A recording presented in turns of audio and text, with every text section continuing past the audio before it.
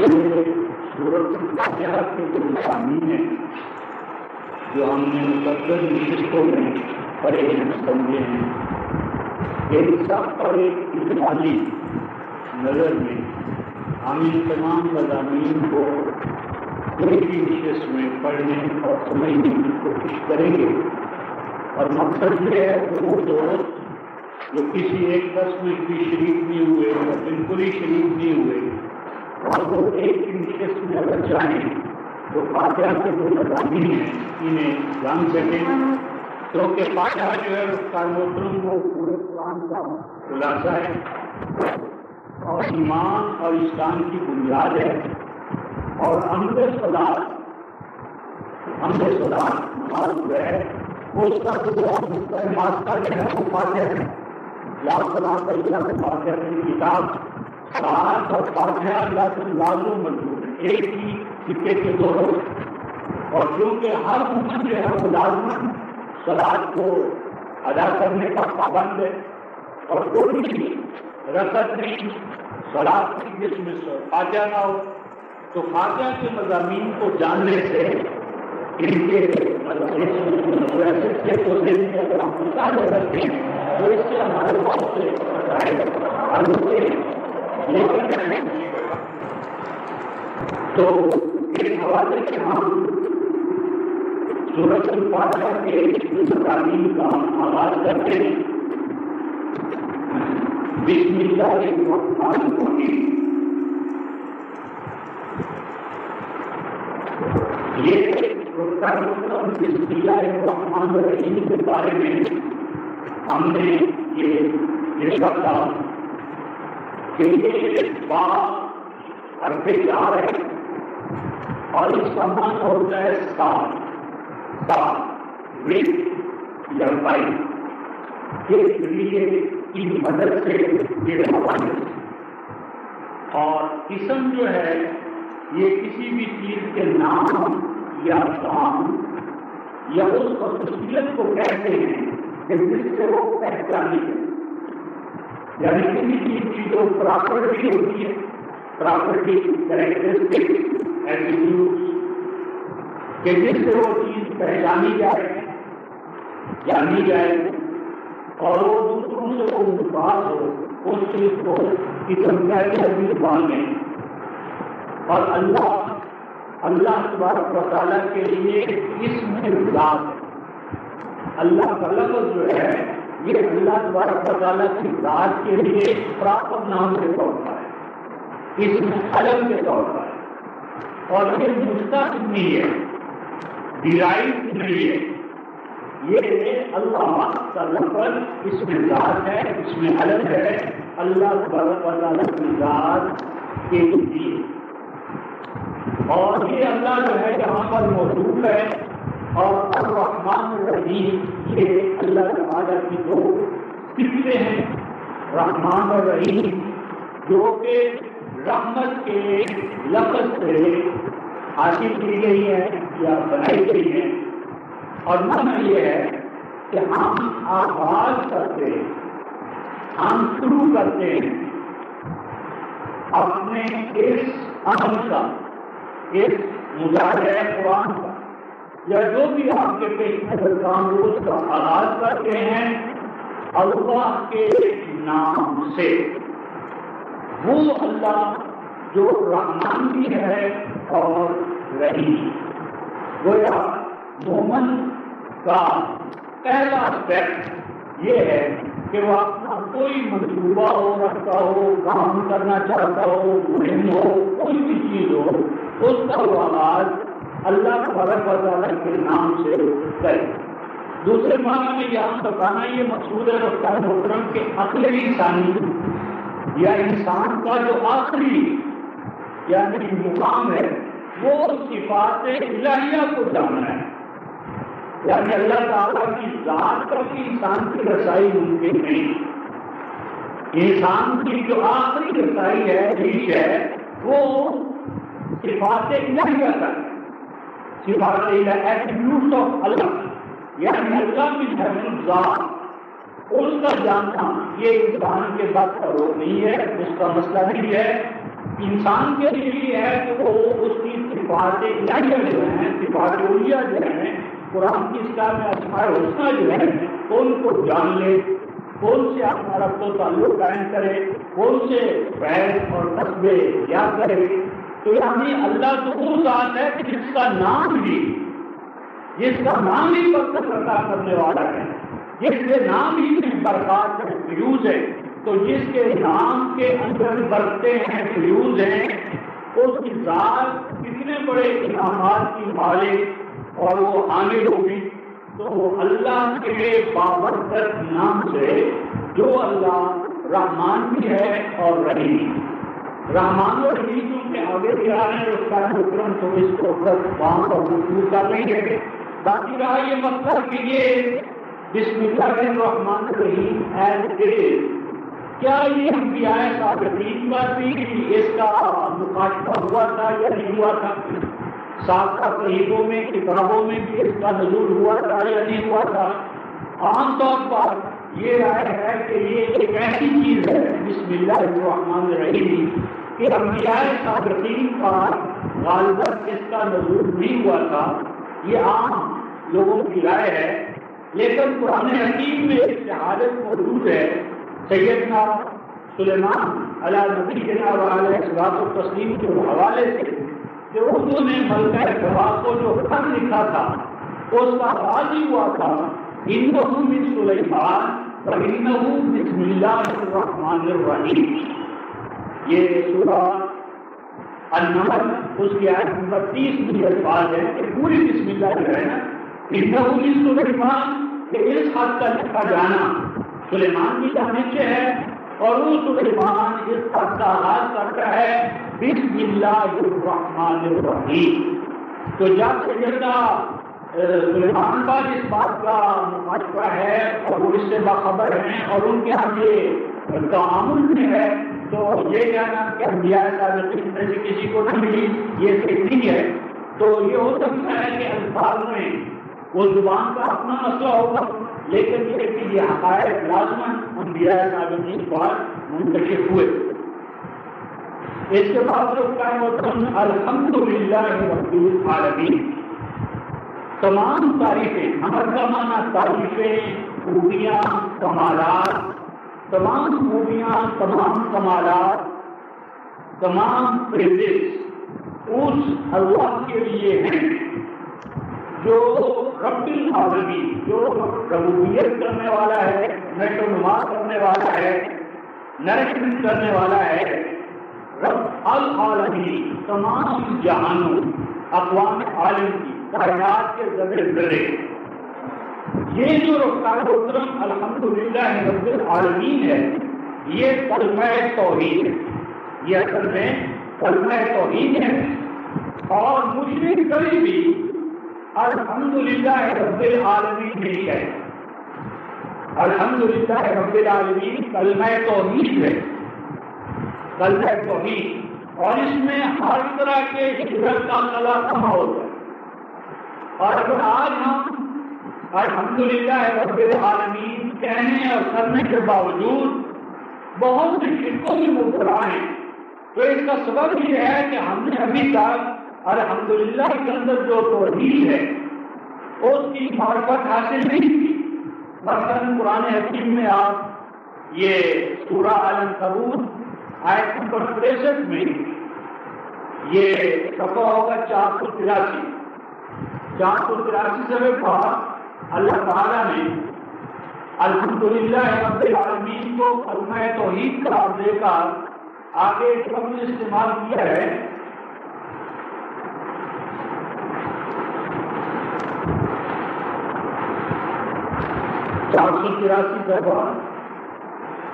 آیت نمبر 63 وَلَئِنْ سَأَلْتَهُمْ مَنْ نَزَّلَ مِنَ السَّمَاءِ مَاءً فَأَحْيَا بِهِ الْأَرْضَ مِنْ بَعْدِ مَوْتِهَا۔ یہ بہت سے سوالات یہاں آ رہے ہیں کائنات میں سورہ میں بھی، اور اس سے پہلے سورہ النمل میں بھی آیت 7 سے لے کر 14 تک کے سوالات آئے ہیں، اور الحمدللہ یہ کے ذمہ میں آئے۔ یہ باقی سوال آ رہا ہے کہ اگر آپ ان سے پوچھیں من نزل من السماء ماء، کہ وہ کون سی ذات ہے جو آسمان سے، بارش سے، بادلوں سے، اوپر سے، بلندیوں سے، پہاڑوں سے تمہارے لیے پانی کا ذریعہ بنتی ہے، پانی اتارتی ہے، بارش نازل کرتی ہے، اور وہ اس بارش کے ذریعے، پانی کے ذریعے زندہ کر دیتی ہے زمین کو، بعد موت ہوا، کہ جب وہ زمین مر چکی ہوتی ہے، ویرانہ، چٹیل میدان، کوئی ہریالی سبزہ نظر نہیں آتا، روئی کی نظر نہیں آتی، تو فرمایا لا یقولون، کیا اٹھیں گے، کیا کہیں گے، اللہ، یہ کام اللہ کا، اور آگے کہا قل الحمد للہ بل اکثرهم لا یعقلون، دل سے کہو کہ یہ جو تم نے کہا اللہ، یہ سارے کام اللہ کا، یعنی اس میں توحید الوہیت، توحید خالقیت، توحید ربوبیت، توحید الوہیت، اور فرمایا کہ یہ جو کہنا ہے کہ یہ تمام کام جتنے بھی ہیں یہ اللہ تبارک و تعالیٰ کی ذات کے حوالے سے وابستہ ہیں، اس کو یوں کہو الحمدللہ، کہ اس بات کو ایک لفظ ہم یوں کہہ سکتے الحمدللہ، کہ اپنی ربوبیت ہے تو اللہ کے پاس، خالقیت ہے تو اللہ کے پاس، مالکیت ہے تو اللہ کے پاس، عالیت ہے تو اللہ کے پاس، یہ تمام صفات اسماء الحسنی جو ہیں یہ اللہ ہی کے لیے خاص ہے، یہ خوبیاں، یہ کمالات، اور آگے فرمایا بل اکثرهم لا یعقلون، لیکن ان کی اکثریت کہ جو الحمدللہ بھی کہہ لیتی ہے، لیکن یہ الحمدللہ کہنے والے ان کی جو اکثریت ہے لا یعقلون، they do not understand، وہ نہیں سمجھتے، وہ عقل سے کام نہیں لیتے کہ الحمدللہ کہنے کے اندر ہم کس بات کا اعتراف کر رہے ہیں، اور اس کے اندر ہم کیا چیز مان رہے ہیں، اور کیا چیز لزوم کے طور پر ہمیں ماننی چاہیے، اور اس کی ضد سے ہمیں بچنا چاہیے، اس کے جو اہمی چیزیں ہیں ان سے اپنے آپ کو بچانا چاہیے۔ اسی طرح 567 صفحے پر ایک اور مقام دیکھیں، 5، 6، 7، یہ سورہ المؤمنون کا حکم،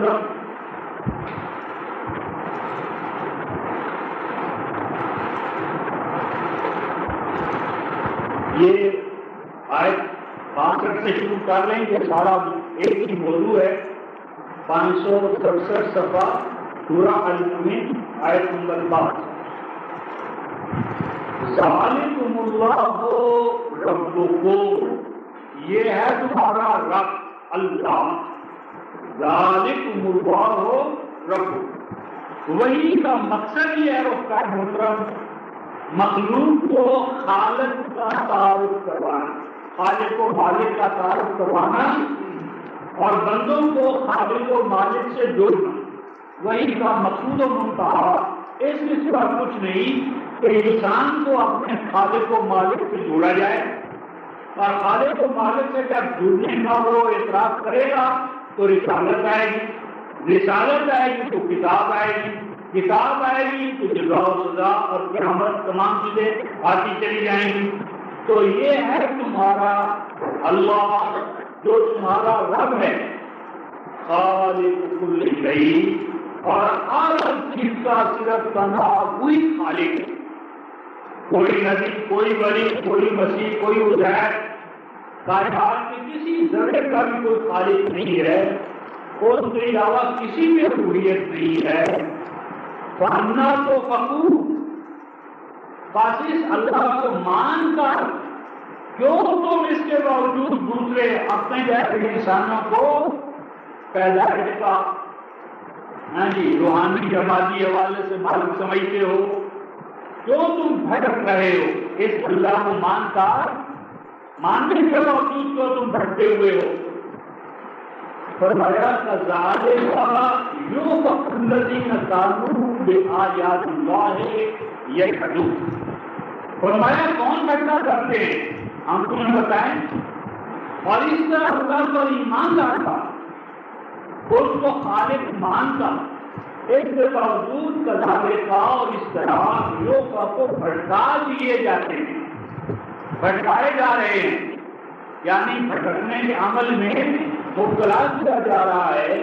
الذین ان لوگوں کو قالوا بآیات اللہ یجحدون، جو باپ دادا کی روایات کو تو پوری دلجمی سے مانتے ہیں اور اللہ کی آیات کا انکار کرتے ہیں، ناقدری کرتے ہیں اللہ کی آیات کی، اور اپنی جیسے انسانوں کی روایات کو سارا اوپر رکھتے ہیں. اللہ تعالی، اللہ وہ ہے جعل لکم الارض قرارا، کہ جس نے تمہارے لیے زمین کو اس انداز میں بنایا کہ اس میں تمہارے سکون و اطمینان کی ہر چیز رکھے، اس سے تمہارے لیے سکون کا، سکونت کا، آرام سکونت، رہائش، جتنی بھی روزی سے لے کر رہائش تک کے وسائل ہیں وہ تمہیں اس میں رکھ دیے. والسماء بناء، اور آسمان کو اس طرح بنایا کہ جس طرح ایک چھت ہوتی ہے. وَصَوَّرَكُمْ فَأَحْسَنَ صُوَرَكُمْ، اور اس نے تمہاری صورت گری کی اور کتنی بہتر تمہیں صورتیں عطا کی، صورت و سیرت کے بہترین مواقع عطا فرمائے. وَرَزَقَكُم مِّنَ الطَّيِّبَاتِ، اور پھر تمہیں دنیا جہان کی خوشگوار طیبات، خوشگوار چیزیں، نعمتیں، علم، حکمت، دانائی، نبوت، رسالت، یہ تمام چیزیں اللہ کا کلام، یہ طیبات ہیں، یہ تمہیں عطا فرمائے. فرمایا ذالکم اللہ ربکم، یہ ہے اللہ جو تمہارا رب ہے. فَتَبَارَكَ اللَّهُ رَبُّ الْعَالَمِينَ، بس یہ ہے برکتیں عطا کرنے والا،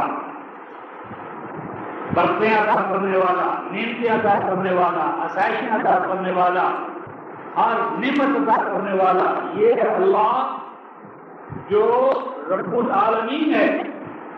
وہ الحی، صرف اسی کی ذات زندہ، زندہ اور زندگی عطا کرنے والا نہیں ہے اس کے سوا کوئی اور. فرمایا فَادْعُوهُ مُخْلِصِينَ لَهُ الدِّينَ، پاس جو اللہ اتنے کمالات کا، خوبیوں کا، خزانوں کا مالک ہے، پاس اس سے مانگا کرو، اس کو بلاؤ، اس کو پکارو، اس کے سامنے اپنی آیتیں ڈھونڈتے رکھو. پس پکارو تم مصاللہ کو، بلاؤ تم مصاللہ کو، لیکن شرط کیا ہے؟ مخلصین لہ الدین، اس طرح پکارو، بلاؤ کہ تمہاری حالت یہ ہو کہ دین خالص کرو تم اللہ کے لیے. دین کیا ہے اور کیا نہیں، یہ کسی انسان سے مت پوچھو. نبی دین دینے کے لیے نہیں آتے، دین پہنچانے کے لیے آتے. نبی دین صاحب نہیں ہوتے، دین کے مبلغ ہوتے ہیں، دین پہنچانے والے ہوتے ہیں. پاس دین کہاں سے لینا ہے؟ اللہ سے. الدین ایک تو معنی ہے وے آف لائف، اللہ کو پکارو اس طرح کہ وے آف لائف خالص اسی کا ہو تمہارے پاس، اسی کے وے آف لائف پر، راہ حیات پر چلنے والے بنو. اور دین کا دوسرا معنی ہے رکن محترم اطاعت و بندگی، فرما برداری، اوبیڈینس. فرمایا کہ اپنی اطاعت کو، فرما برداری کو، اوبیڈینس کو خاص کرو اس اللہ کے لیے. یعنی اصلاً کسی کی اطاعت نہیں ہے، ہر اطاعت انجام کار اللہ کے لیے ہے. پھر اللہ کہتے ہیں رسول کی اطاعت کرو، کرو، ماں باپ کا حکم مانو، مانو. لیکن جہاں اللہ کی خلاف احکام کی خلاف ورزی ہو تو لا طاعت لمخلوق فی معصیت الخالق، وہاں رک جاؤ، کیونکہ اصل مطاع جو ہے، منبع جو ہے وہ اللہ کی ذات ہے. مخلصین لہ الدین. آگے کیا فرمایا؟ الحمد للہ رب العالمین. یہ آیا ہے الحمد للہ رب العالمین، تمام جو ماقبل بحث ہے اس کا خلاصہ کیا ہے؟ الحمد للہ رب العالمین، کہ تمام جو حمد ہے، ستائش ہے، وہ اللہ رب العالمین کے لیے ہے۔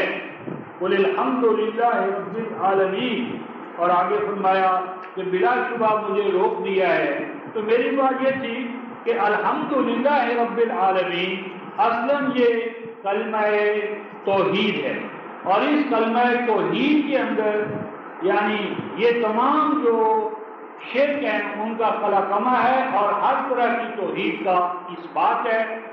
تو ایک تو پہلے حوالہ ہم نے دیکھا رفتہ محترم کہ ہمارا الحمدللہ عقلی اور شعوری سطح پر نہیں ہے۔ اس ضمن میں ایک اور حوالہ دیکھ کر آگے چلتے ہیں۔ سورہ لقمان 31ویں سورہ آیت نمبر 25، 495 صفحہ، کہ ہمارے ہاں الحمدللہ لاشعوری طور پر ہے، عقل اور علم کے حوالے سے نہیں ہے۔ 495 صفحہ سورہ لقمان 31ویں سورہ آیت نمبر 25، اشارہ ربانی ہے وَلَئِن سَأَلْتَهُمْ، اور اگر آپ ان سے پوچھیں من خلق السماوات، آسمانوں کو کس نے بنایا، زمین کس نے بنائی، کہیں گے الحمدللہ، اللہ اس حوالے سے مانتے، لیکن قرآن کہتا ہے رکھتا ہے محترم الحمدللہ تو کہہ دیا، لیکن آگے کیا فرمایا؟ بل اکثرهم لا يعلمون، یہ الحمدللہ کہنے والے ان کی اکثریت علم کی بنیاد پر الحمدللہ نہیں کہتی، بار بنا علم یہ نہیں کہہ رہے الحمدللہ، یہ ایک کلمہ ہے جو وہ کہہ رہے ہیں باپ دادا سے ورثے میں مل گیا ہے، الحمدللہ کہتے چلے جا رہے ہیں۔ تو الحمدللہ اگر شعوری طور پر کہا جائے اور کا محترم تو یہ کلمہ توحید ہے اور زندگی کا انقلاب ہے۔ اسی لیے آپ نے سورہ النساء کی آیت 43 کا حوالہ دیکھا ہوگا، مقام دیکھا ہوگا، جس میں اللہ تعالیٰ نے صلاۃ کے قریب بھی جانے سے روکا ہے۔ جب ہم پر شکر کی حالت طاری ہو، اور شکر کا معنی قرآن نے کیا ہے وہ حالت جس میں کہنے والا نہ جانتا ہو کہ وہ کیا کہے، تو یہ حالت ہوتی ہے شکر اندھا پن۔ تو میری بات یہ تھی کہ الحمدللہ رب العالمین یہ کلمہ توحید ہے، اور الحمدللہ رب العالمین کہہ کر انسان موحد بنتا ہے، اور اس توحید سے پھر اگلا نظام چلتا ہے۔ تو الحمدللہ رب العالمین الرحمن الرحیم، الرحمن الرحیم و محترم اللہ تعالیٰ کی دو صفتیں ہیں جو صفت رحمت سے مشتق۔ تو اللہ تبارک و تعالیٰ نے اپنے آپ کو کہا ہے ذو رحمہ، اللہ تعالیٰ نے اپنے آپ کو ذو رحمہ، یعنی اللہ تعالیٰ کی جو صفات ہیں ان میں سب سے بڑی جو صفت ہے رکھتا ہے محترم وہ صفت رحمہ۔ مثلا سورہ الانعام، سورہ الانعام آیت نمبر 12، سورہ الانعام 6 سورہ اور آیت نمبر 12،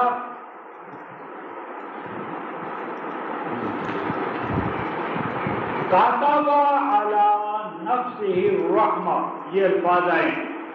اللہ کی وہ ذات ہے کہ کاتب علی نفسہ ہی، کہ وہ اللہ لکھ چکا ہے، کاتبہ لکھ چکا ہے وہ اللہ، کیا لکھ چکا ہے رفقان محترم؟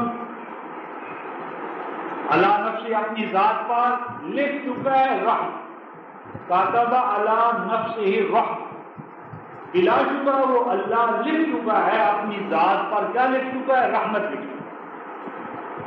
اللہ تعالیٰ کی تمام صفات میں سب سے بڑی جو صفت ہے رفقان محترم وہ رحمت کی صفت، علم، حکمت، یہ سارے اس کی صفات کے نتائج ہیں۔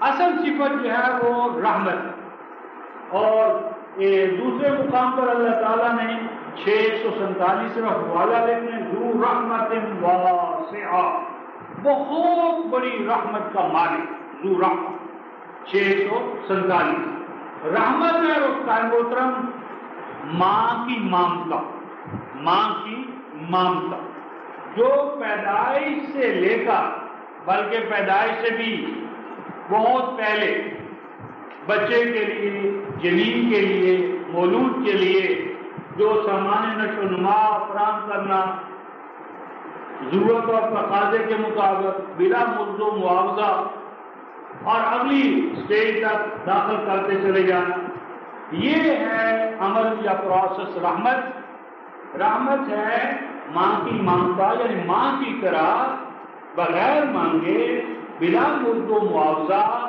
ہر سٹیج اور تقاضے کے مطابق وہاں بچہ ہوگا، یہاں مخلوق ہوگی، اپنی مخلوق کو وسائل سے، انعامات سے، ضروریات سے، تقاضوں سے، عہدہ برا ہونے کے لیے جو لوازمات ہیں ان سے ہم کنار کرتے ہیں، بلا درخواست، بغیر کسی مادی سبب کے، مجرد اپنی اس ممتا کی وجہ سے۔ تو اس حوالے سے اللہ تعالیٰ نے اپنی دو صفات بیان فرمائی، یا ایک ہی صفت کے دو شیڈ بتائے، رحمان اور رحیم۔ رحمان فعلان کے وزن ہے محترم، اس کا معنی ہے ایمرجنٹ ایولیوشن، یعنی جو کائنات ہے اس میں ہر نیا موڑ یا نیا تقاضا جب پیدا ہوتا ہے، یا ہر مخلوق جب ایک نئے تقاضے یا موڑ یا سٹیج پر آتی ہے، اس وقت اللہ تعالیٰ کی رحمت جب جوش میں آتی ہے تو وہ رحمانیت ہے، اور جب تک کہ اگلا تقاضا آ نہ جائے اس تقاضے کے حوالے سے سامان رحمت فراہم کرتے چلے جانا، یہ رحیمیت ہے۔ یعنی رحمانیت ہے ہنگامی حوالے سے، ہنگامی، فوری، ضرورت، ہر سٹیج اور تقاضے کے حوالے سے رحمت، رحمانیت، اور وہ مسلسل و قائم عطا ہوتی رہے، مسلسل و قائم عطا ہوتی رہے، یہ رحیمیت ہے۔ تو اللہ تعالیٰ کا انبیاء کو بھیجنا رحمانیت ہے۔ پھر اس رحمانیت پہ جب مومن کھڑا ہو جائے پھر جو اللہ تعالیٰ کی رحمت جوش میں آتی ہے اس کی رحیمیت ہے۔ تو رحمان اور رحیم یہ ایک ہی اللہ تعالیٰ کی صفت کی دو آپ سٹیجز کہہ رہے ہیں، مراحل کہہ رہے ہیں، کہ ہر فوری اور ہنگامی ضرورت پر مخلوق کو نوازنا رحمانیت، اور نوازتے چلے جانا تاکہ وہ اگلے مرحلے ارتقاء کے مرحلے میں داخل ہو جائے، یہ اس کی رحیمیت ہے۔ اور اس کی مثالیں ہم پہلے دیکھ چکے ہیں۔ اس کے بعد فرمایا مالک یوم الدین، یہ جو رحمان ہے، رحیم ہے، مالک یہ اللہ ہے، مالک یوم الدین وہ مالک ہے جزا و سزا کے دن، یوم الدین جزا و سزا، مقابلات عمل۔ اس ضمن میں محترم یوم الدین کی جو قرآن نے خود تعریف کی ہے اس کو دیکھ کے آگے چلتے ہیں۔ 705 صفحہ یوم الدین کیا ہے، 705 صفحہ سورہ الانفطار 82 سورہ آیت نمبر 17-18 ارشاد فرمایا، 705 صفحہ آیت نمبر 17-18 وما ادراک ما یوم الدین، وما ادراک ما یوم الدین، فرمایا کہ اور آپ کیا خوب جانتے ہیں کہ وہ یوم الدین کیا ہے، اور آپ کا یوم الدین کو جاننا کس قدر استعجاب کا باعث بنتا ہے۔ فرمایا بتائیں ہم کہ وہ یوم الدین کیا ہے، فرمایا یوم لا تملک نفس لنفس شیئا والامر یومئذ للہ۔ یوم الدین کیا ہے، یوم یہ وہ دن ہوگا لا تملک نفس لنفس شیئا، فرمایا نہیں مالک ہوگا یوما وہ دن لا تملکو نہ مالک ہوگا کوئی انسانی ذات مالک نہیں ہوگی کسی بھی دوسری انسانی ذات کے لیے. لا تملکو نہ مالک ہوگی نفسن کوئی بھی انسانی ذات لنفسن کسی بھی دوسری انسانی ذات کے لیے، باپ بیٹے کے لیے، استاد شاگرد کے لیے، چھوٹا بڑے کے لیے، خاوند بیوی کے لیے، کوئی بھی انسانی ذات کسی بھی دوسری انسانی ذات کے لیے اختیار اور ملک کی حامل نہ ہوگی شیئاً کچھ بھی. والامر یومئذ للہ، اور امر حکمرانی فیصلہ جزا و سزا یہ تمام کا تمام اختیار صرف اور صرف اللہ ہی کے لیے ہوگا. تو یوم الدین کیا ہے؟ یوم لا تملک نفس لنفس شیئا. اور اس دن ہوگا کیا؟ وہ جس انداز میں آئے گا اور ہوگا، اللہ تعالیٰ نے تمام کتاب والوں کو اس امر سے آگاہ کیا، ہمیں اور آپ کو بھی آگاہ کیا، لیکن اسی میدان میں ہم شکست کھا گئے، ہم نے لغزش کھائی، ہاتھ اور کھائی میں گرے. اس حوالے سے ایک مقام دیکھیں رفقائے محترم، 118 صفحہ سورہ النساء آیت 123.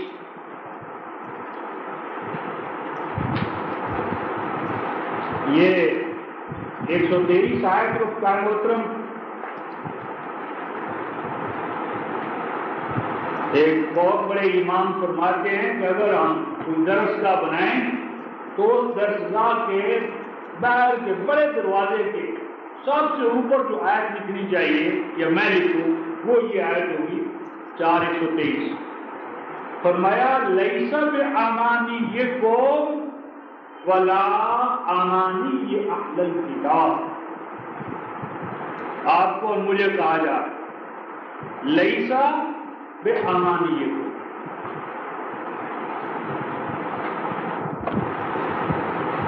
جی لیسا بامانیکم نہیں ہوتے فیصلے، جزا و سزا لیسا نہیں ہے بامانیکم تمہاری خواہشات کے مطابق، تمہاری توقعات امیدیں جو تم امیدیں دلاؤ یا امیدوں میں کھیلو نہیں ہوں گے، نہیں ہیں فیصلے بامانیکم تمہاری آرزوؤں پر. یعنی خود کا خطاب کے لیے آپ کو مجھے امت مسلمات قرآن جو تم ماننے والوں نہیں ہے فیصلے میرے یہاں تمہاری آرزوؤں کے مطابق، یور ایکسپیکٹیشن، تم توقعات کا تعلق کروا لو جس طرح آج کروایا جا رہا ہے. ولا امانی اہل کتاب، اور نہ جو تم سے پہلے کتاب دیے گئے ہیں اہل کتاب ان کے مطابق ہم فیصلے کرتے رہیں. اہل کتاب ماقبل کے ہوں ان کی خواہشات امانی توقعات یا آپ کی توقعات کیا ہے ہم اس کا کوئی لحاظ نہیں کرتے. فرمایا من یعمل سوءا یجزا بہ، جو کوئی بھی توڑے گا، من یعمل جو کوئی عمل کرے گا، ایکٹ کرے گا، سوء سو کا معنی برا، لیکن سو سا یا سو کا اصل معنی ہے توازن کو، اکولیبریم کو توڑنے والا. ہر عمل جو خلاف شریعہ ہے وہ انسانی ذات اور انسانی معاشرے کے توازن کو، عدالت کو، اخوت کو، مساوات کو توڑنے والا ہے. جو کوئی بھی عمل کرے گا خلاف شریعہ، منشاء الہی کے خلاف توازن شکن عمل کرے، یجزا بھی وقار محترم یہ کیا ہے؟ یہ فعل مجہول ہے، پیسے واحد ہے. یہ نہیں کہ ہم اسے لازم ہے کہ وہ اس کے مطابق پکڑا جائے، جزا دیا جائے، بدلہ دیا جائے. یجزا بھی، اور آگے فرمایا ولا یجد لہ من دون اللہ ولی ولا نصیرا، اور لازم ہے کہ نہیں پائے گا وہ اپنے لیے اللہ تعالیٰ کے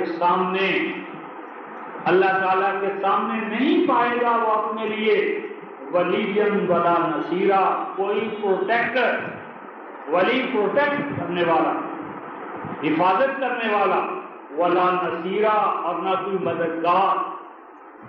یعنی اس دن کا قانون یہ ہوگا کہ من یعمل سوءا یجز به ولا یجد له من دون اللہ ولیا ولا نصیرا ومن یعمل من الصالحات، اور جو کوئی کہ کیے ہوں گے اس میں صلاحیت بخش کام، صلاحیت دینے والے اعمال کیے ہوں گے، من ذکر اور انثی، خواہ وہ مرد ہو یا عورت، ذکر اور انثی کا قانون کی نظر میں اخلاقیات کے حوالے سے، اعمال کی جزا و سزا کے حوالے سے کوئی فرق نہیں ہے۔ تو جو کوئی صلاحیت بخش اعمال، شرط یہ ہے کہ آخرت کی جزا اس کے لیے ہے جس نے آخرت کو سامنے رکھ کر اللہ کی رضا کے لیے عمل کیا ہو۔ فَأُولَٰئِکَ داخل ہوں گے وَلَا يُظْلَمُونَ نَقِيرًا، اور ان پر اتنا بھی ظلم نہیں ہوگا۔ نقیر وہ جو گٹھلی ہوتی ہے،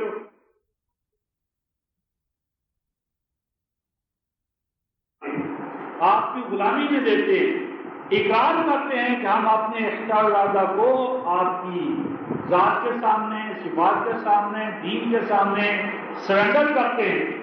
ایاک نعبد، نہیں ہم بندے، نہیں ہم غلام، نہیں ہم سرونٹ، مگر آپ کی ذات کے۔ وَإِيَّاكَ نَسْتَعِينُ، اور اس سروس کو قائم رکھنے کے لیے نہیں ہم مدد کے طالب، استعانت کا معنی مدد، اور نہیں ہے ہمارے لیے کوئی فریاد رس، حاجت روا، مشکل کشا، مگر آپ ہی کی ذات، آپ ہی کا نظام۔ اس ضمن میں رکن محترم ہم نے جو حوالہ جات دیکھے تھے ان میں سے دو حوالے دے کر آگے چلتے ہیں۔ عبودیت کیا ہے؟ عبودیت کے لیے رکن محترم سورہ المؤمنون 23ویں سورہ ہے، 23 اور 47، 23-47 سورہ المؤمنون، یہ 413 صفحہ ہے، 413 صفحہ۔ سیدنا موسیٰ علیہ السلام کا حوالہ ہے کہ وہ جب فرعون کے پاس گئے، حامان، قارون، ان کو پیغام دیا، تو آیت 47 ہے سورہ المؤمنون، فَقَالُوا أَنُؤْمِنُ لِبَشَرَيْنِ مِثْلِنَا وَقَوْمُهُمَا لَنَا عَابِدُونَ۔ تو کہا انہوں نے، قوم فرعونیوں نے، قارون، حامان اور فرعون کے ساتھیوں نے، کیا بھلا ایمان لے آئیں، انؤمن، کیا بھلا ایمان لے آئیں کس بات پر؟ لبشرین، دو انسانوں پر، مثلنا جو ہمیں جیسے ہیں، وقومہما لنا عابدون، جبکہ ان دونوں کی جو قوم ہے بنی اسرائیل کیا ہے؟ لنا عابدون، وہ تو ہماری عبادت کر رہے ہیں۔ تو اب دیکھنا یہ ہے کہ کیا بنی اسرائیل نے کوئی فرعون کا بت بنا کر اس کے سامنے وہ سجدہ کرتے تھے جو اس کی مالا جپتے تھے؟ یعنی عبودیت کیا ہے؟ کسی کو آقا مان کر اس کے حکم کی اس طرح تعمیل کرنا کہ حکم حاکم مرگ مفاجہ، موت آتی ہے تو آئے، مرنا پڑتا ہے تو مرنا قبول ہے، وہ جبرن اور قہرن ہو تو اور بات ہے۔ مومن اللہ کی پوری یعنی جو عبودیت کرتا ہے دل کی رضامندی کے ساتھ، ہم آہنگی کے ساتھ۔ تو عبودیت ہے کسی کے حکم کے سامنے اپنے آپ کو اس طرح لگا دینا کہ ذات، جسم، جان، دل، دماغ، آرام، رات، ہر چیز اس کے لیے قربان کرنی، حتیٰ کہ اگر ہم کسی یعنی شریر اور بدماش انسان کو اپنا بڑا بنا کر اس کے جرگے میں شریک ہو کر بدماشیاں کریں، ظلم کریں، شرارتیں کریں، استحصال کریں، تو اسے بھی اللہ تعالیٰ نے عبادت ہی قرار دی ہے۔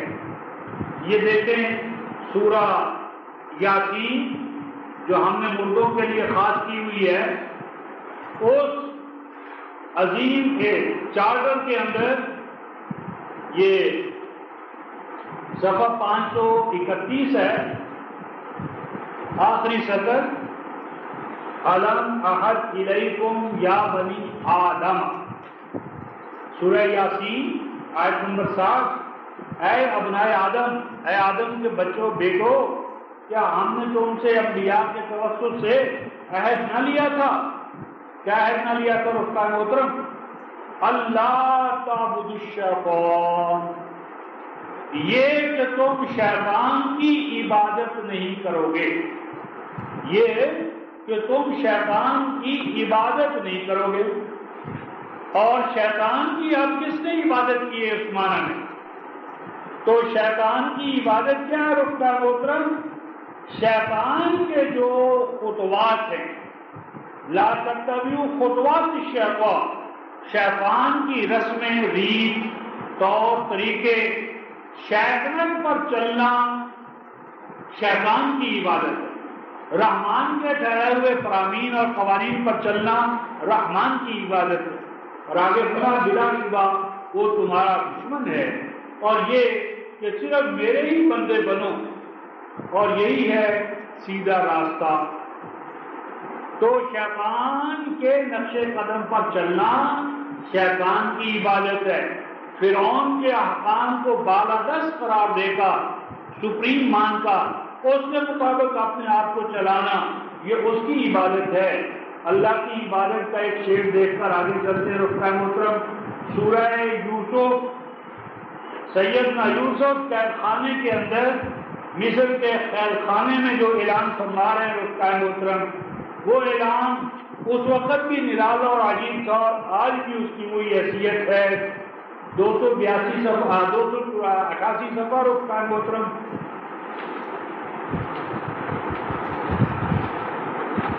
آیت نمبر 39-40 سورہ یوسف۔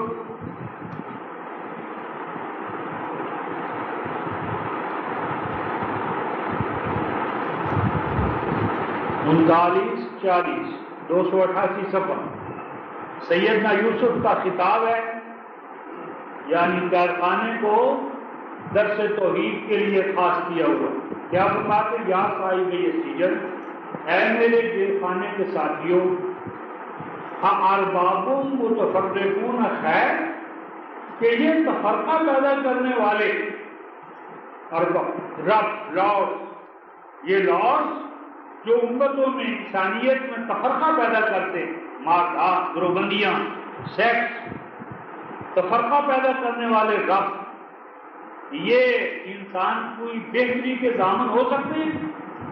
ام اللہ الواحد القہار، یا انسانیت کی بہتری کا دامن وہ اللہ ہے جو اکیلا ہے، الواحد اکیلا ہے، اور القہار غالب مقتدر۔ آگے فرمایا ما تعبدون من دونہ الا اسماء، اے میرے ساتھیوں، نہیں عبودیت معبود بناتے تم مگر کچھ ناموں کو، سمیتموها انتم وآباؤکم، کہ وہ نام گھر لیے ہیں تم نے، بنا لیا ہے ان کو، فیبریکیٹ کیا ہے ان کو تم نے، یا وہ کہ جن کو تمہارے باپ دادا نے گھڑا تھا۔ ما انزل اللہ بہا من سلطان، نہیں نازل کیا اللہ نے اس حوالے سے کوئی حکم نامہ، سلطان، سند، اتھارٹی، کتاب۔ اللہ تعالیٰ نے کسی کتاب میں اپنے ماسوا کی عبودیت کا، محکومی کا، غلامی کا کوئی حکم نامہ نازل نہیں کیا۔ ان الحکم الا للہ، نہیں ہے حق حکمرانی مگر ایک اللہ کے، یعنی حاکم مطلق صرف اللہ کی ذات کو ماننا، بندوں پر حکمرانی کا حق صرف اللہ کو ہے، جو خالق ہے وہی حاکم ہے، وہی عامر ہے، وہی عادی ہے، نہیں ہے حق حکمرانی مگر ایک اللہ کو۔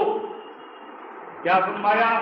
ہمارا اللہ تعبدوا الا ایاہ، یعنی اس اللہ نے تمہیں حکم دیا ہے کہ نہ معبود بناؤ مگر اس ایک اللہ کو، یعنی عبودیت کا ایک شعر یہ ہے کہ جو معبود ہے اسی کو حاکم مانا جائے، اسی کے حکم پر چلا جائے، اسی کی دین اور شریعت کو اپنی ذات میں، معاشرے میں، ریاست میں نافذ اور جاری کیا جائے، یعنی بندے ہم اللہ کے ہیں اور دستور اور فرمان اور قانون باہر والوں کا، یہ عبودیت کے خلاف ہے۔ آپ مسئلہ رہا کہ ہم اس کو مانتے ہیں یا نہیں، فرمایا ذالک الدین القیم، دین قیم تو بس یہی ہے۔ دین قیم کیا ہے؟ اٹل اور امر دین، وے آف لائف، کہ ایک اللہ کو حاکم مانا جائے، ایک اللہ کو حاکم مان کر اس کے احکام و فرامین پہ چلا جائے، یہ تو ہے دین قیم۔ لیکن ولیکن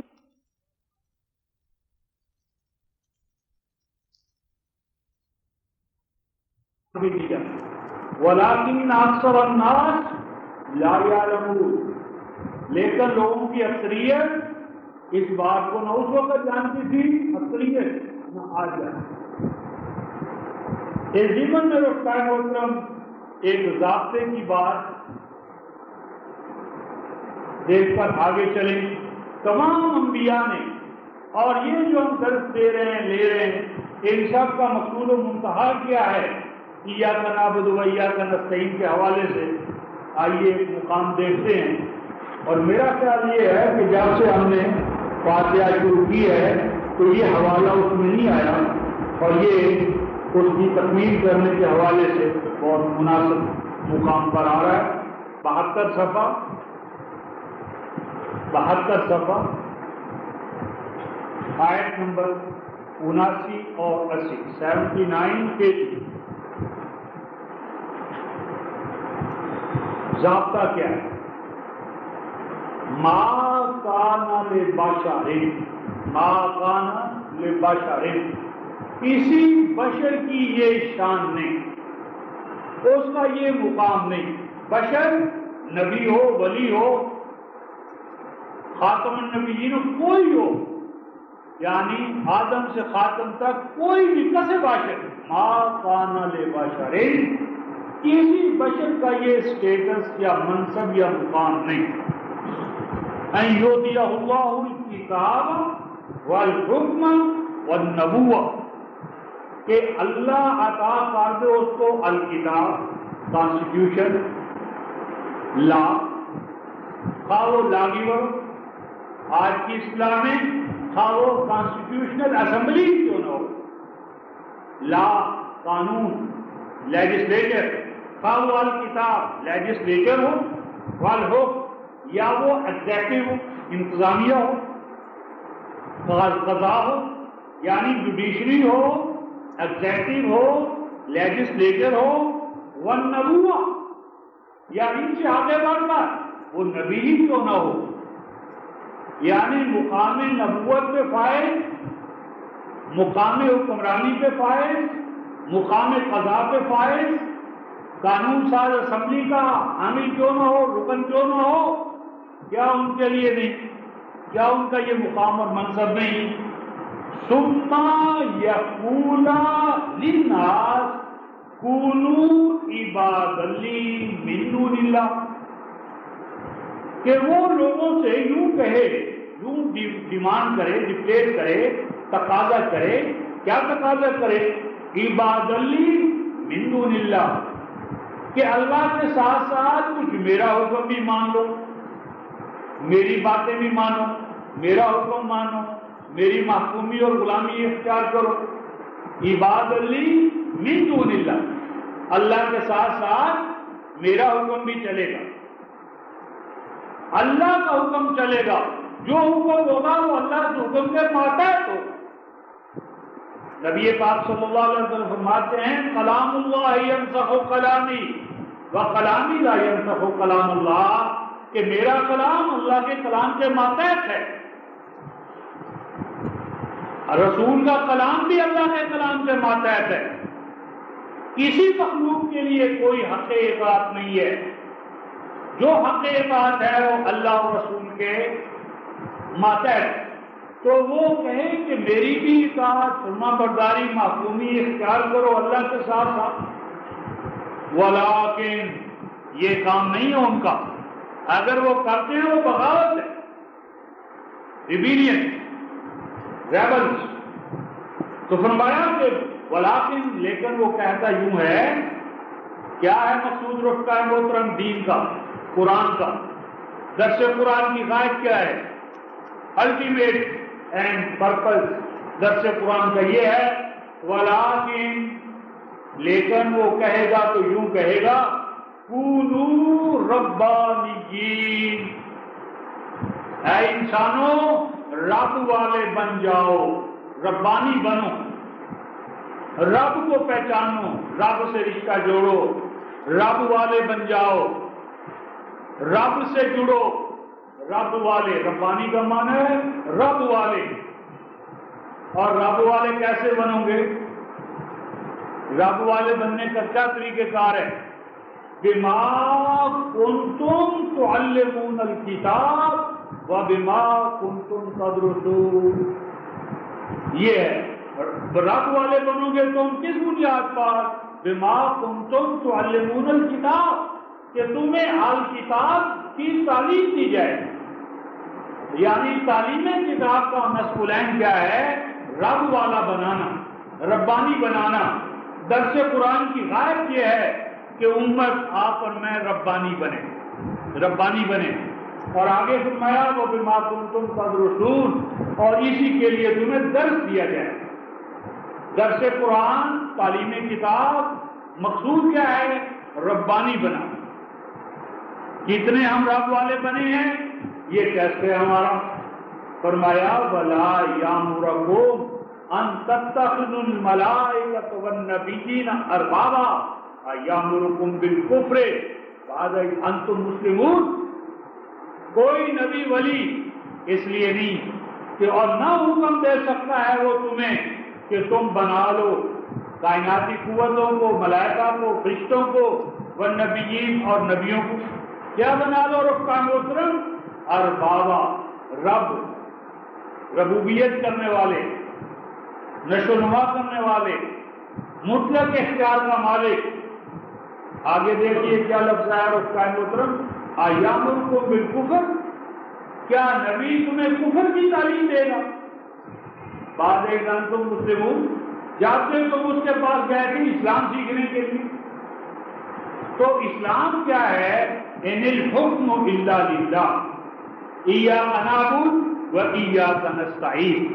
تو اللہ کا بن جانا اور اللہ کے ما سوا کے ساتھ اپنے آپ کو کاٹ لینا، یہ شرط. اس ضمن میں رکھتا محترم، چونکہ یہ آج ہمارا مسئلہ امت کے حوالے سے بھی اور ویسے بھی جس مقام پر جا چکا ہے، اس حوالے سے ہم کس مقام پر ہیں ایمان کا دعویٰ کرنے کے بعد اور یہ کہنے کے بعد کہ ہم الکتاب کو مانتے ہیں اور ہر حوالے سے ہم مومن ہیں. تو یہ 106 صفحہ رکھا ہے محترم، آیت نمبر 60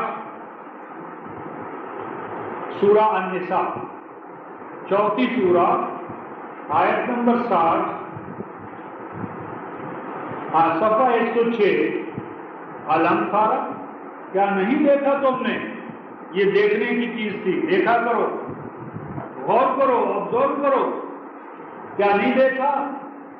الی الذین، ان لوگوں کو، یا جو گمان کرتے ہیں، ہم تو یقین کرتے ہیں، جو گمان کرتے ہیں کہ بلا شبہ وہ ایمان لا چکے ہیں کس چیز پر؟ بما انزل الیہ، اس پر جو آپ کی طرف نازل ہوا، اور ان صحیفوں پر، کتابوں پر جو آپ سے پہلے نازل ہوئے۔ حالت کیا ہے؟ یریدون ان یتحاکموا الی الطاغوت، اور حالت یہ ہے کہ وہ ارادہ کیا رکھتے ہیں؟ اس وقت ارادہ کر اس کا محترم، آج تو کم از کم 100 سال کا جو ہمارا دور ہے استعمال کے آنے کے بعد، ارادہ نہیں، عمل میں یہی کچھ ہو رہا ہے۔ کیا؟ ان یتحاکموا الی الطاغوت، کہ وہ فیصلے طلب کرتے ہیں، عدالتوں میں جاتے ہیں، فیصلے لیتے اور دیتے، کہاں سے؟ الی الطاغوت، کون سے؟ جو اللہ کے نافرمان۔ طاغوت ہر وہ انسٹیٹیوشن، ادارہ، فرد جو احکام الہیہ سے ہٹا ہوا، جو باؤنڈری لائنز اللہ تعالیٰ نے ٹھہرا دی، ان باؤنڈری لائنز کو کراس کرنے والا فرد ہو، ادارہ ہو، نظام ہو، وہ طاغوت۔ تو فیصلے وہ طلب کر رہے ہیں، فیصلے ان کے ہوتے ہیں طاغوت کے ہاں، عدالتیں، نظام تعلیم طاغوت پہ مبنی ہے، اور دعویٰ کرتے ہیں کہ وہ ایمان لا چکے ہیں۔ وَقَدْ أُمِرُوا، حالانکہ انہیں تو حکم دیا گیا تھا أَن يَكْفُرُوا بِهِ، کہ پہلے وہ کفر کریں طاغوت کا، پھر وہ ایمان لائیں اللہ پر۔ اللہ پر ایمان لانے سے پہلے اس کا محترم طاغوت کا انکار شرط ہے۔ من یکفر بالطاغوت ویؤمن باللہ فقد استمسک بالعروۃ الوثقی، پہلے کفر کرو طاغوت کا، پھر ایمان تمہارا ہوگا اللہ پر۔ اور فرمایا یہ شیطان ہے کہ جس کے نرغے میں وہ مبتلا ہو گئے، اور اس شیطان نے انہیں دور کی گمراہی میں مبتلا کیا۔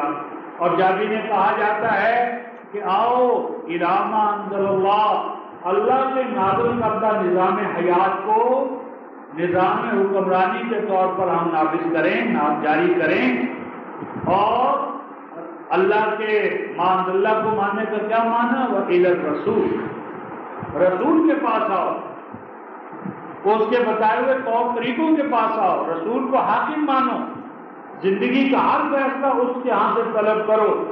تو فرمایا پھر کیا ہوگا؟ رأیت المنافقین یصدون عنک صدودا، تو منافق ہیں جو کہتے نہیں صاحب 1400 سال پہلے کے نظام میں، اسلام میں، طور طریقوں میں آج 20ویں اور 21ویں صدی کے مسائل کا حل کیسے ہو سکتا ہے؟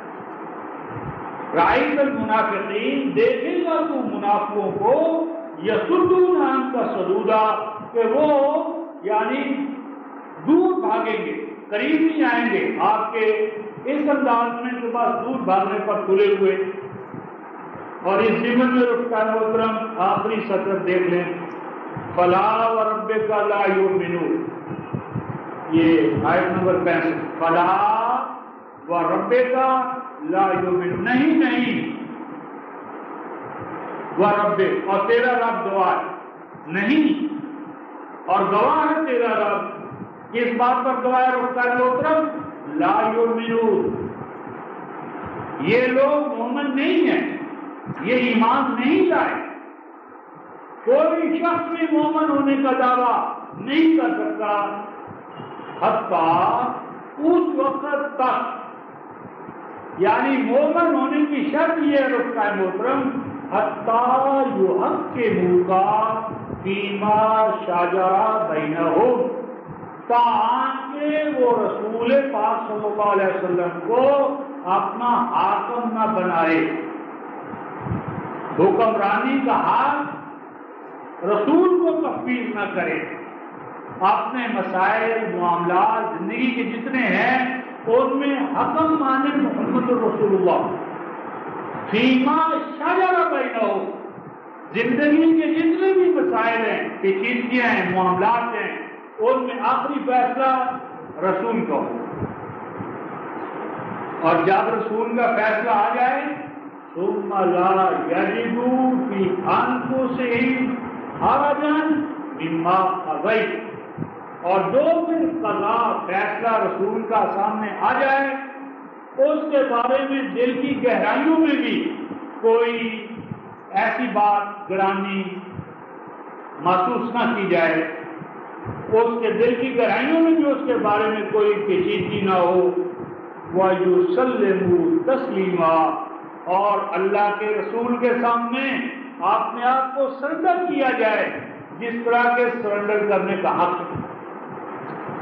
یعنی ایمان صرف یہ نہیں کہ مسجد میں جا کر ایاک نعبد و ایاک نستعین کہہ دیا، اللہ اللہ خیر کرو، ایاک نعبد و ایاک نستعین کمٹمنٹ ہے کہ اب ہم اللہ کے بندے ہیں، اللہ کے حکم پہ چلیں گے، اللہ کے حکم پر چلنے کے لیے نبی پاک صلی اللہ علیہ وسلم کے اسوہ کمال پر چلیں گے، اور زندگی کے لیے نبی پاک صلی اللہ علیہ وسلم کے نمونے کو اپنا امام مانیں گے، اور اس کے نتیجے میں ہمارا ایمان اسلام سب کچھ جو ہے وہ عمل میں آئے گا۔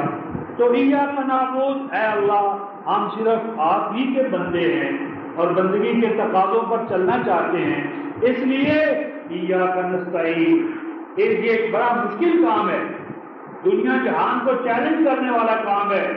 تو طاغوت، فرعون، حامان، قارون جھپٹ پڑیں گے، اے اللہ بس ہم آپ ہی کی مدد کے طالب ہیں، نہیں مدد طلب کریں گے اس کام میں مگر آپ ہی کی ذات۔ اور یہ جو ایاک نعبد و ایاک نستعین، نستعین کے حوالے سے ہم نے پہلے سورہ البقرہ آیت 45 اس میں بنی اسرائیل کے حوالے سے دیکھا تھا کہ بنی اسرائیل کو جو اللہ تعالیٰ نے پہلا خطاب کیا ہے قرآن میں، سورہ البقرہ آیت نمبر 45،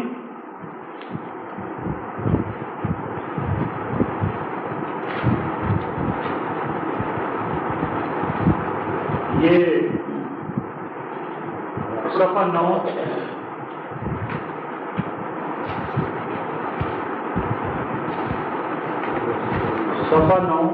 آیت 45، یہ یا بنی اسرائیل آیت 40 سے خطاب جو شروع ہوا تھا، یا بنی اسرائیل اذکروا نعمتی التي انعمت علیکم، اب فرمایا جا رہا ہے کہ وَاسْتَعِینُوا بِالصَّبْرِ وَالصَّلَاةِ، کہ اس پروگرام اور نظام پر چلنے کے لیے تو مدد حاصل کرو اللہ سے، اور اللہ سے مدد حاصل کرنے کا کیا ذریعہ ہے؟ بالصبر، ایک تو اپنے اندر صبر پیدا کرو، مستقل مزاج بنو، جوان مرضی پیدا کرو، ہمت پیدا کرو، استقلال پیدا کرو، تھوڑ دلی، بخل، عداوت، اناد، دو ہمتی، قدم قدم پر شکایت، اپنا مزاج بناؤ کہ تمہارے اندر مستقل مزاجی آ جائے، احکام الہیہ پر کھڑے ہو جاؤ، اور اس کے لیے مخلوق کے مقابلے میں صبر سے کام لو، اور اس پر بھی جڑنے کے لیے کیا کرو؟ الصلاۃ، اپنے خالق کے ساتھ اپنے آپ کو جوڑو صلاۃ کے لیے۔ اگر بندہ جڑا ہوگا خالق کے ساتھ جو زمین و آسمان کا مالک ہے تو وہ ہر خوف اور دہشت سے پاک اور آزاد ہے۔ تو بندوں کے سامنے صبر، خالق کے لیے صلاۃ، اور فرمایا کہ اصل صلاۃ ہے وَإِنَّهَا لَكَبِیرَةٌ، یہ صلاۃ آسان نہیں، اس صلاۃ میں کھڑا ہونا یہ بھی کافی گران گزرتا ہے، مشکل ہے، اب تو انکار ہی کرنے پر تل گئے صلاۃ کا، قیام، رکوع اور سجدہ اور دعا، اب تو انکار پر آ گئے، گران گزرنا تو ایک بات تھی۔ فرمایا کہ وہ گران ہے مگر الا علی الخاشعین، مگر جو خاشعین ہیں ان کے لیے کیا گرانی ہے، ان کی روح کی غذا ہے۔ اور خاشعین کون ہیں؟ الذین یظنون، یہ وہ لوگ ہیں الذین یظنون جو یقین کرتے ہیں کہ انہم، کہ بلا شبہ یہ لوگ جو ہیں کیا ہیں؟ ملاقو ربہم، انہیں یقین ہو چکا کہ ایک نہ ایک دن انہوں نے اپنے رب کے حضور میں جانا ہے، ملاقات کرنی ہے، کھڑا ہونا ہے، اور وہ ملاقات تو ہو کر رہے گی رکن محترم۔ مزید بڑا یہ ہے وَأَنَّهُمْ إِلَيْهِ رَاجِعُونَ، یقین کہ ہر آنے والا سانس، ہر قدم جو ہمارا اٹھ رہا ہے رکن محترم، وہ ہمارے رب کے ہم قریب ہو رہے ہیں اور دنیا سے اہل و عیال سے دور جا رہے ہیں۔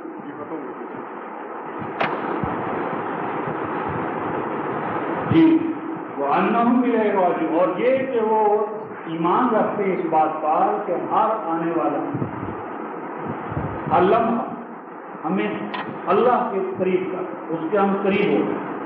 یہ بنی اسرائیل کا حوالہ تھا، اس کا محترم اب ایک حوالہ آپ کے اور ہماری امت مسلمہ کے حوالے سے دیکھ کر آگے چلتے ہیں۔ یہ صفحہ ہے 29 آیت 153 سورۃ البقرہ۔ ارشاد فرمایا اے ایمان والو نستعین بالصبر والصلاۃ ان اللہ مع الصابرین، اے ایمان والو اللہ تعالیٰ کے ہاں سے مدد طلب کرتے رہنا صبر کے ذریعے اور صلاۃ کے ذریعے، اور بلا شبہ اللہ صابرین کے ساتھ ہوتا ہے، صابروں سے الگ نہیں ہوتا، صبر والے ہی اللہ کو اپنے ساتھ پاتے ہیں۔ اور اے ایمان والو اس کام کے لیے تمہیں اللہ کے راستے میں جان مال اس کو قربان کرنا پڑے گا۔ آگے جانی اور مالی قربانی دینے والے جو ہیں ان کا ذکر ہے 153۔ تو ایاک نعبد و ایاک نستعین، آگے فرمایا اہدنا الصراط المستقیم، اے اللہ ہمیں چلائے رکھ اس راستے پر جو استقامت والا ہے، ہمیں اور ہمارے۔ ہدایت جو ہے رکن محترم وہ بنیادی خصوصیت ہے ہر مخلوق کے لیے، ہر مخلوق کے لیے ہدایت کا پرووائڈ کیا جانا یہ اللہ تعالیٰ نے اپنی ذمہ داری قرار دی ہے۔ مثلا سورہ طٰہٰ کی آیت 50 میں فرمایا ربنا الذی اعطی کل شیء خلقہ ثم ہدیٰ، ہر چیز کو اللہ تعالیٰ نے اس کے نصب سے اور اس نصب سے عہدہ برا ہونے کے لیے جو گائیڈنس درکار ہے وہ پرووائڈ کی ہے۔ اشیاء کائنات ان کے انر میں ہے اور انسان کو اللہ تعالیٰ نے باہر، اور یہ صراط مستقیم قرآن ہی ہے۔ اس کے ہم ایک دو حوالے دیکھ کر آگے چلتے ہیں کہ آپ صراط المستقیم جس پر ہم چلنے کا عہد کر رہے ہیں یہ دراصل قرآن پاک ہی ہے۔ اس ضمن میں رکن محترمہ سورہ الانعام 6 سورہ جو ہے اس کی آیت 153 دیکھتے ہیں، 189 صفحہ 179۔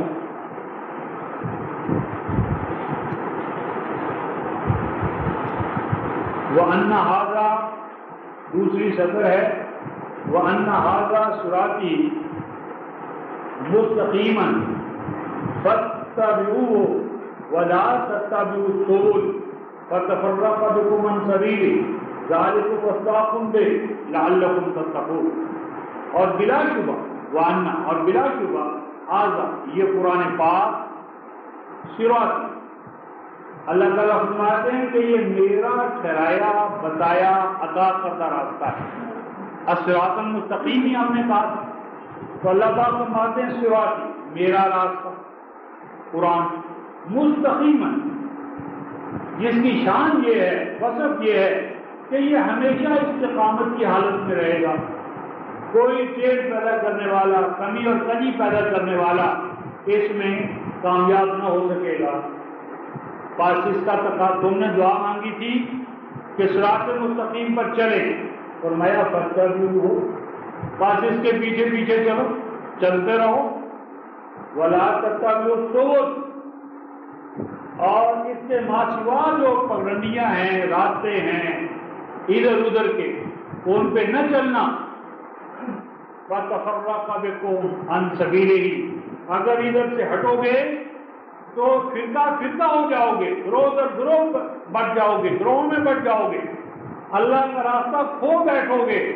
یہ تمہیں اس لیے کہا جا رہا ہے تاکہ تم متقی بنے رہو۔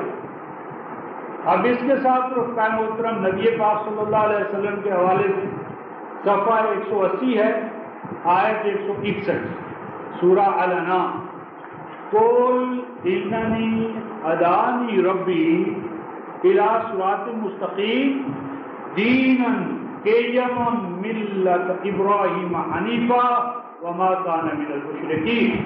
اے رسول اعلان کرو کہ بلا شبہ میرا رب مجھے ہدایت کر چکا صراط مستقیم کی۔ صراط مستقیم کیا ہے؟ یہ وہ دین ہے، دین قیم، کہ جس کو اللہ تعالیٰ نے ابراہیم کا منکشف کیا، اور وہ ابراہیم جو حنیف تھے اور کسی حوالے سے وہ مشرکوں سے کوئی تعلق نہ رکھتے تھے، گویا دین قیم قرآن پاک اور یہی ملت ابراہیمی کا چارٹر ہے، منشور ہے، دستور ہے۔ اور آج رفقۂ محترم جو اللہ کی رحمتیں ہم سے روٹھی ہوئی ہیں، ان کو حاصل کرنے کا ذریعہ بھی صرف اور صرف یہ قرآن پاک ہی ہے۔ یہ بھی ہم نے جو 153 صفحہ دیکھا ہے، اس کی آیت 155 بھی ذرا دیکھ لیں، وَهَذَا کتاب صفحہ 189، اور یہ ہے قرآن، ہمارا نازل کردہ دستور حیات۔ پاس اس کے بابرکت کتاب کو ہم نے نازل کیا، پاس تم اس کے پیچھے پیچھے چلو اور اس کی خلاف ورزیوں سے اپنے آپ کو بچائے رکھنا۔ آگے دیکھیے، آج ہم جو بار بار رحمتیں مانگتے ہیں رفقۂ محترم، لیکن رحمتیں ہمیں مل نہیں رہی۔ کیوں نہیں مل رہی؟ اس لیے کہ ہم بھی شرط کو وائلیٹ کر رہے ہیں۔ کیا فرمایا تھا؟ کہ تم اس بابرکت قرآن کے پیچھے پیچھے چلنا۔ آگے دیکھیے کیا ہوگا، لعلکم ترحمون، تاکہ تمہارے اوپر میری رحمتیں سایہ پکڑ رہے۔ گویا کہ امت کے لیے جو رحمت کا صاحبان ہے وہ قرآن ہے۔ اگر امت قرآن کی اتباع کرتی رہے تو اللہ کی رحمت کبھی اس سے دور نہ ہو۔ اللہ کی رحمت کے بادل خود بخود موسلادھار انداز میں برستے رہیں گے اگر یہ امت کتاب اللہ کے سایوں میں چلنے کا عہد کر دے۔ لعلکم ترحمون، تو صراط مستقیم دراصل کتاب اللہ ہے، اور اس پر چلنے ہی میں اس امت کی نجات ہے اور اللہ تعالیٰ کی رحمتوں کے حصول کی ضمانت۔ اب یہ جو صراط مستقیم ہے رفقۂ محترم، اسی کے بارے میں فرمایا صراط الذین انعمت علیہم، یعنی ان لوگوں کا راستہ کہ جن پر اے اللہ آپ نے پے بپے انعامات نازل فرمائے۔ یہ جو اللہ کی نعمتیں رفقۂ محترم، یہ مادی بھی ہیں اور معنوی۔ مادی نعمتیں، پوری کائنات اللہ کی نعمتوں سے بھری ہوئی ہے۔ سورۃ النحل آیت نمبر 80-81، سورہ ابراہیم آیت نمبر 33 اور 34، جو بھی نعمت ہے اس کائنات میں وہ اللہ ہی کی طرف سے ہے۔ اور پھر دوسری نعمتیں ہیں جو نبوت کے حوالے سے، کتاب کے حوالے سے عطا ہوتی ہیں، اور یہ بھی اللہ ہی کی طرف سے ہیں۔ اس میں ہم نے سورہ المائدہ کی آیت نمبر 20 دیکھی تھی کہ حضرت موسیٰ کا اعلان، وَاذْكُرُوا نِعْمَتَ اللَّهِ عَلَيْكُمْ، نبوت، رسالت، امامت، تمکن، استخلاف۔ لیکن میں بالخصوص آپ کے اور ہمارے حوالے سے جو اللہ کی نعمت ہے جس کا ہمیں خصوصی شعور ہونا چاہیے، اس کے حوالے سے سورہ البقرہ آیت 231 کا حوالہ دینا چاہتا ہوں۔ سورۃ البقرہ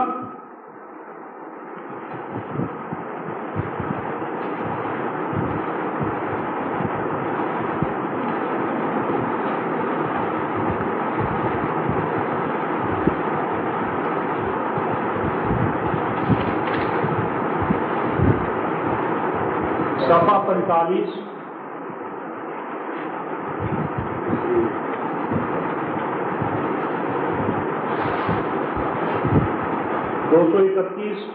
بقرہ صفحہ 45، وَاذْكُرُوا نِعْمَتَ اللَّهِ عَلَيْكُمْ، اللہ کی یہ شروع تو پیچھے سے ہو رہی ہے، تو میں خاتمے پر جو 3 سطریں ہیں وہاں سے اس کو لے رہا ہوں۔ وَاذْكُرُوا نِعْمَتَ اللَّهِ عَلَيْكُمْ، اے ایمان والو یاد رکھنا اللہ کی اس نعمت کو جو تمہارے اوپر ہے، نازل ہوئی ہے۔ اور وہ اللہ کی نعمت کیا ہے؟ اور وہ چیز کہ نازل کی اس سے تمہارے اوپر کیا؟ الکتاب۔ اور وہ الکتاب کیا ہے؟ والحکمت، وہ کتاب حکمت سے مالا مال ہے۔ یعظکم بہ، اس امر کا اللہ تمہیں پابند ٹھہرا رہا ہے۔ اس نعمت کی قدر کرنا، اس نعمت کو یاد رکھنا جو کتاب و حکمت کی شکل میں تمہیں عطا ہوئی ہے، اور اللہ کا تقوی اختیار کیے رکھنا، اور جان لو کہ اللہ تمہارے ایک ایک عمل سے، ایک ایک چیز سے باخبر ہے۔ تو یہ الکتاب اور حکمت جو ہے رفتار محترم قرآن پاک، یہ اللہ کی نعمت ہے، اس پہ ہم نے چلنا ہے۔ اسی کا ہم نے عہد کیا ہے سورہ المائدہ آیت نمبر 7، اور یہی وہ سب سے بڑی نعمت ہے جو امت میں اتحاد اور وحدت پیدا کرتی ہے۔ سورہ آل عمران آیت نمبر 103 سے 104 105۔ تو انعام کیا ہے رفتار محترم؟ الکتاب، سب سے بڑی نعمت۔ اور اس نعمت کی قدر کیا ہے؟ اس پر چلنا اور اختلاف اور تفرقے سے کلی طور پر اپنے آپ کو بچانا۔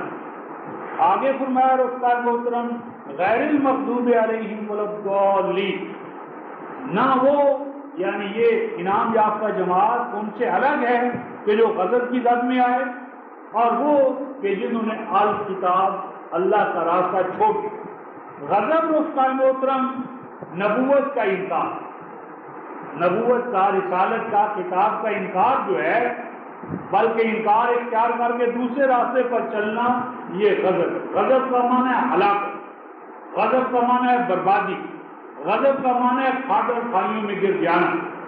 اس ضمن میں سورۃ البقرہ کی آیت نمبر 90 میں قرآن حکیم نے نبوت کے انکار کو غضب قرار دیا ہے۔ غضب نبوت کا انکار ہے، رسالت کا انکار ہے۔ اور اسی طرح سورہ الاعراف آیت نمبر 71 میں اللہ کے راستے کو چھوڑ کر باپ دادا کے راستوں پر، روایتوں پر، قصوں اور کہانیوں پر چلنا، اس کو اللہ تعالیٰ نے غضب اور ہجرت قرار دیا ہے۔ یہ اللہ کے دین میں ایک خود ساختہ انسانوں کے اقوال کو دین بنانے کی روایت ہے، یہ غضب کا باعث بنتی ہے۔ سورہ طٰہٰ آیت نمبر 81، اللہ جو نعمت عطا کرے اس کو اللہ کی حدود میں نہ رکھنا، اللہ کے ٹھہرائے ہوئے اصولوں میں نہ چلانا، یہ غضب کا باعث بنتا ہے۔ اس غضب سے نجات کا راستہ توبہ، ایمان اور عمل صالح ہے۔ یہ سورہ طٰہٰ آیت نمبر 80 اور 81 میں اس سب کا بیان ہے۔ اس کے بعد جو ارشاد فرمایا رفتار محترم ولا الضالین، اور یہ وہ بھی نہیں ہے کہ جو ضلال میں مبتلا ہوتے ہیں۔ ضلال کا اصل معنی رفتار محترم کسی شے کا بکھر جانا، ڈسنٹیگریٹ ہو جانا، منتشر ہو جانا، پارا پارا ہو جانا۔ اس ضمن میں ہم نے سورہ سجدہ کی آیت نمبر 10 دیکھی تھی، اذا ضللنا فی الارض ضل سعیہم فی الحیات الدنیا، اور ضلال کے مختلف پہلو تھے، لیکن ہم سے ریلیٹڈ جو مقام ہے اور وقت کی مناسبت سے اسی کو ریکارڈ کرا کر بات کو ختم کریں گے۔ یہ ہم اپنے حوالے سے جانیں کہ قرآن حکیم نے کلیئر کا ٹرمز میں کن کو زوال قرار دیا ہے۔ تو یہ سورہ آل عمران رفتار محترم 30ویں سورہ آیت نمبر 90 قرآن کی اصطلاح ایک ہے، اور اس اصطلاح کے جو حامل بن جائیں ان کو قرآن حکیم نے زوال قرار دیا ہے۔ صفحہ 74 آیت نمبر 90۔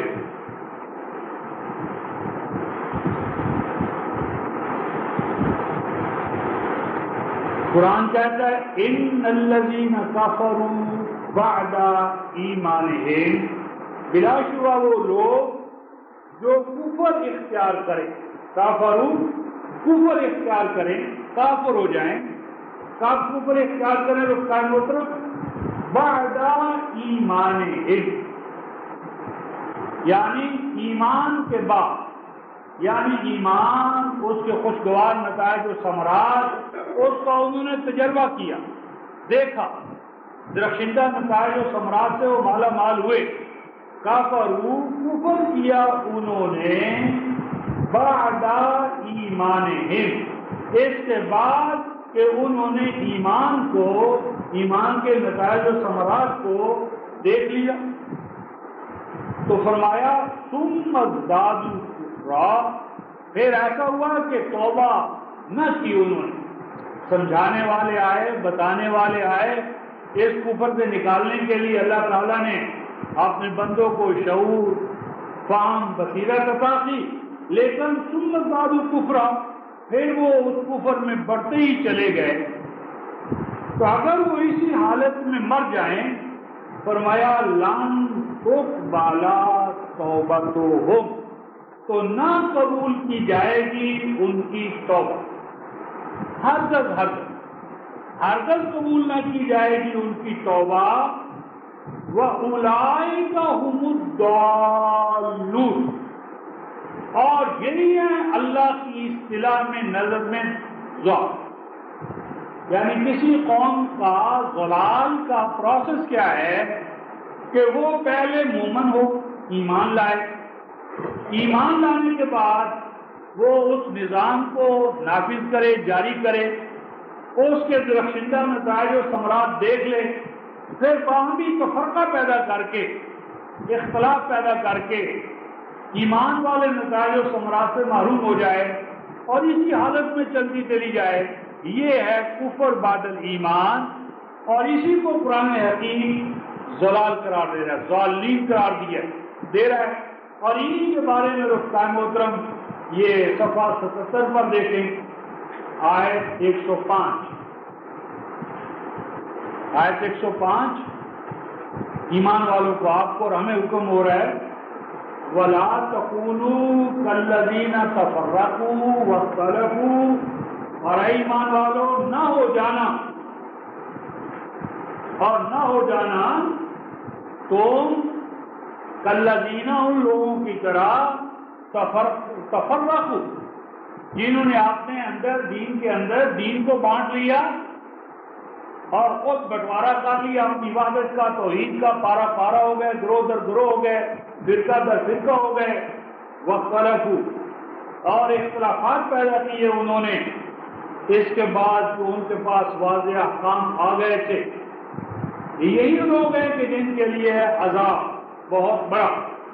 اور آگے فرمایا خاص طور پر وہ دن کہ کچھ چہرے اس دن آب و تاب والے ہوں گے اور کچھ چہروں پر ہوائیاں اڑ رہی ہوں گی، بس وہ لوگ کہ جن کے چہرے اس دن چہروں میں سیاہ ہو چکے ہوں گے، انہیں کیا کہا جائے گا رفقائے محترم؟ اکفرتم بعد ایمانکم فذوقوا العذاب بما کنتم تکفرون، تو انہیں کہا جائے گا پس چکھو تم اس عذاب، پس چکھو تم اس عذاب کو، کیوں؟ بما کنتم تکفرون، بوجہ اس کے کہ تم نے کفر کیا، یعنی اس معنی میں وہ کافر نہیں ہو گئے کہ اس دین کو مانتے ہی نہیں تھے، یعنی دین کو، نظام کو ماننا اختلاف اور تفرقے کے ساتھ، یہ کفر بعد الایمان ہے، یہ ضلال ہے، اور یہی عذاب۔ اس کی ایک مثال لے کر ختم کرتا ہوں رفقائے محترم، بنی اسرائیل کا حوالہ ہے اور ہماری تعلیم ہے۔ مقصود ہم ہیں، اگرچہ نام بنی اسرائیل کا ہے، لیکن ہدایت آپ کو اور مجھے اور کل انسانیت کو سبق دینا مطلوب ہے۔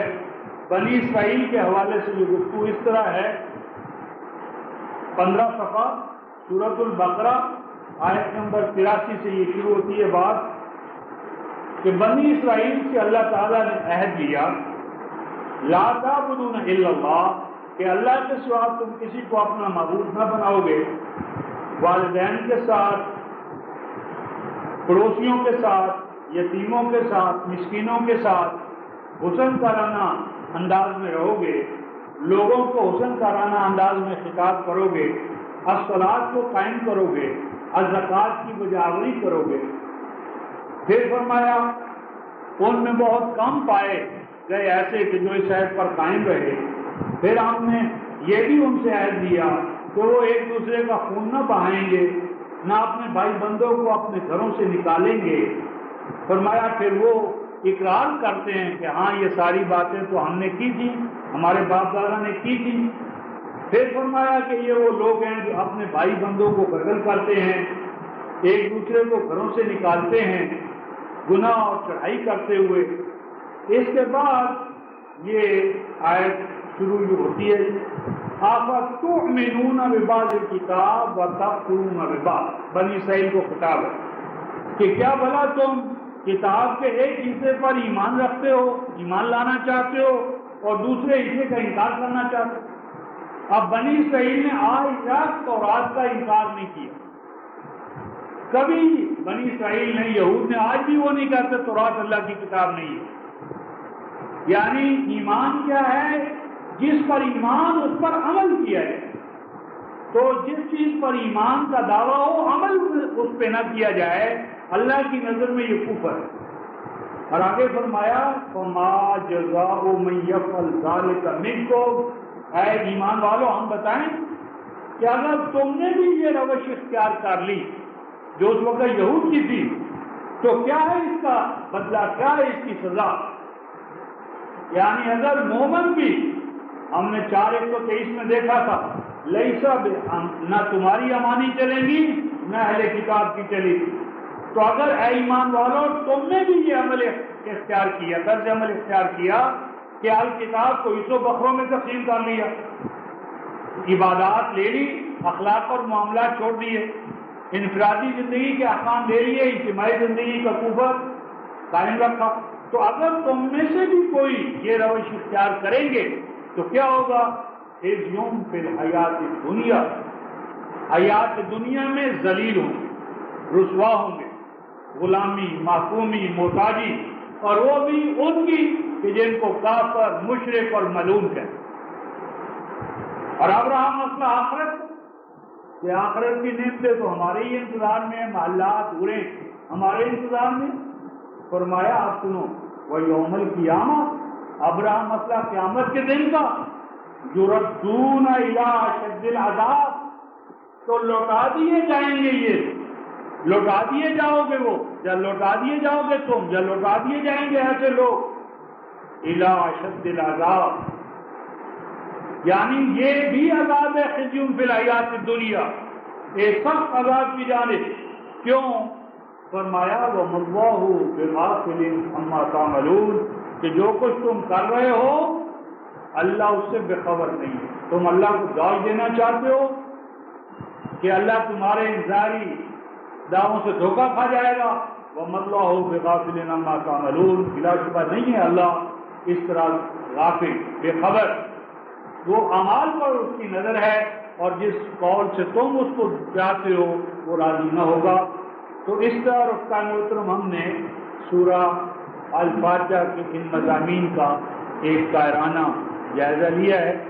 تو خلاصہ یہ ہے کہ سورۃ الفاتحہ کا سب سے بڑا جو رفتہ محترم مکاشفہ ہے وہ ہے اللہ کی ذات، اس کی صفات، اور ان صفات کے حوالے سے اللہ کے ساتھ جڑ جانا. اور اللہ کے ساتھ جڑنے کا معنی اس کے کلام کے ساتھ جڑنا ہے، اور کلام کے ساتھ جڑنے کا معنی یہ ہے کہ اب ہم ایک ذمہ داری لے رہے ہیں کہ ہم اس کلام الہی کی اپنے وجود پر گواہی دیں گے، گھر پر گواہی دیں گے، ماحول پر گواہی دیں گے، انسانیت پر گواہی دیں گے.